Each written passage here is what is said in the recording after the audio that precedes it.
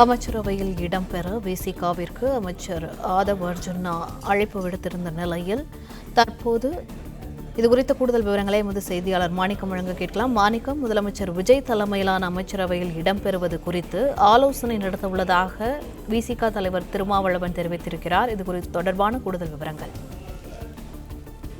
தமிழக வெற்றி கழகத்திற்கு விடுதலை சிறுத்தைகள் கட்சி கடந்த 9ஆம் தேதி தங்கள் இருக்கக்கூடிய 2 சட்டமன்றங்களுடைய ஆதரவை வழங்குவது, அதுவும் நிபந்தனையற்ற முறையில் வழங்குவது, அமைச்சர்கள் பங்கேற்காத நிலையில் வெளியிலிருந்து ஆதரவு வழங்குவோம் என்ற ஒரு நிலைப்பாட்டை எடுத்திருந்தார்கள்.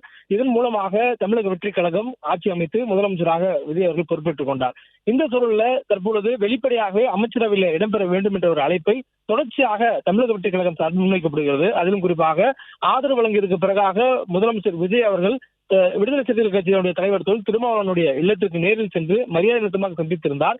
அந்த சந்திப்பின் போதே அமைச்சரவையில விடுதலை சிறுத்தைகளுடைய கட்சி தலைவர் திருமாவளவன் இடம்பெற வேண்டும் என தான் விரும்புவதாக தனது விருப்பத்தை தெரிவித்திருந்தார். ஆனால் தன்னுடைய கட்சியினுடைய தொண்டர்கள் பெரும்பாலானோர் அதிக அளவுல முடிவு எடுக்கக்கூடிய சூழல்ல அவர்கள் விடுதலை சிறுத்தைகள் அமைச்சர் இடம்பெற வேண்டும் என்ற ஒரு கோரிக்கையை கட்சியுடைய தலைவர் திருமாவளவன் முன்வைத்த போதும் கூட அவர் அமைச்சரோடு இடம்பெறக்கூடாது என்ற நிலைப்பாட்டில் இருப்பதாக தெரிவித்திருந்தார்.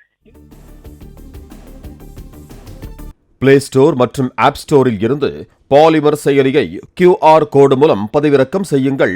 செய்திகளை உடனுக்குடன் பெறுங்கள்.